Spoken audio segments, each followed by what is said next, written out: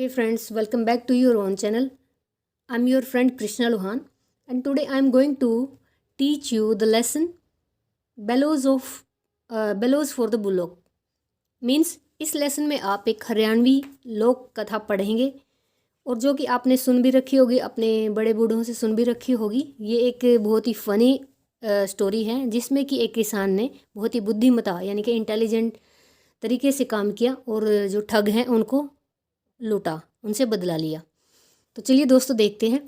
The peasant in this story यानी इस story में जो किसान है is a simple and poor, वो एक सीधा साधा और गरीब किसान है। But he is very wise, वह क्या है, बहुत ज़्यादा इंटेलिजेंट है। So he purchases a bullock from the cattle fair for 50 rupees, इसलिए वो परचेज करता है बुलोक बैलगाड़ी कैटल फेयर से, कितने में, for 50 rupees. On the way he stage at the house of thugs, रास्ते में उसको रुकना पड़ता है ठग्स के हाउस में। The old thug and his 4 sons cheat the peasant, उस बूढ़े ठग के 4 पुत्र हैं, वो पांचों मिलकर किसान को ठगते हैं, चीट करते हैं। They compel him to sell the bullock, वो उसको मजबूर करते हैं बेचने के लिए बैलगाड़ी, कितने रुपए में, फॉर 2.5 रुपीज़, 2.5 रुपये में। ओके, अब जो किसान है वो उनकी बहकाई में आ जाता है या उनकी चाल में आ जाता है। बहकाई में तो नहीं आता क्योंकि वो बहुत ही वाइज होता है, लेकिन फिर भी उससे उन्होंने 2.5 रुपये में जो है बुलोक यानी कि बैलगाड़ी को खरीद लिया और उसको ट्रैप करके फंसा के। ठीक है, अब क्या है, the peasant is a man of words, यानी कि कहा जाता है कि जुबान का पक्का था। कौन, पीजेंट। ही सेल्स हिज बुलोक, वो बेच देता है अपने बैलगाड़ी को टू द, यानी कि बैलों का जो जोड़ा है ठग को बेच देता है एट चीप रेट, बहुत ही कम कीमत पर। Because he has promised to accept the decision of the old thug, क्योंकि उसने एक्सेप्ट किया था क्या, निर्णय किसका, ठग का, कि आप जो भी निर्णय लोगे उसके अकॉर्डिंग, अगर मैं जीतता हूँ तो ठीक है, अगर मैं हारता हूँ तो अपने जो है बैलों की जोड़ी मैं आपको दे दूँगा।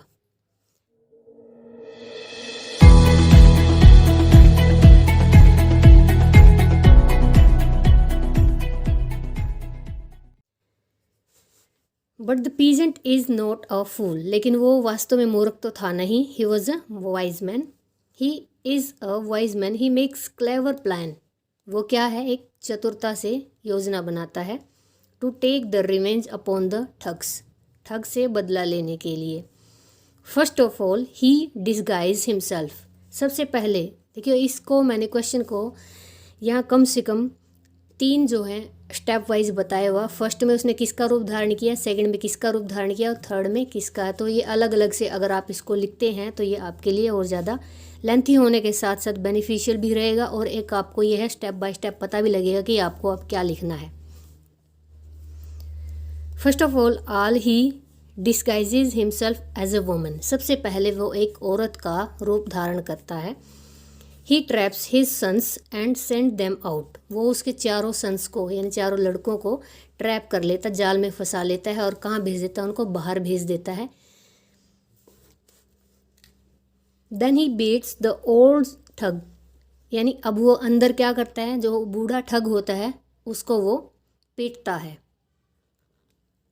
And ask him his money, और पैसे के लिए पूछता है, यानी कि उसके जो पैसे उसने लूटे थे वो उनको वापस मांगता है। Now secondly he disguises himself, अब वो अपने आप को किसके रूप में लाता है वहाँ पे, एज अ हकीम, एक हकीम के रूप में लाता है। And again takes him to 200 rupees, यानी उससे दोबारा फिर क्या ले लेता है, वो 200 रुपये ले लेता है। पहली बार उसने उनको लूटा है औरत के रूप में और जितनी मनी थी वो अपनी, यानी कि उससे जितनी उसने ठग ने लूटी थी वो वापस ले लेता है। दूसरी स्टेप में वो हकीम बनता है और उनसे उसके ऊपर दूसरी लूट में उसने 200 रुपये उससे ले लिए। Third time he becomes a young man, तीसरी बार क्या है, वो एक यंग मैन बन जाता है, हर्डर यानी कि एक जो है चरवाहा बनता है। And snatches all the money from him, और उससे सारे के सारे पैसे हैं जो वो छीन लेता है।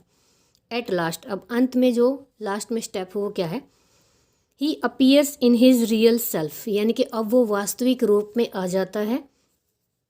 एंड मेक्स द ठग बो down and ask for pardon, यानी वो उसको क्या कहता है कि अब तुम घुटने टेको और मुझसे माफ़ी मांगो जो भी तुमने मेरे साथ किया था।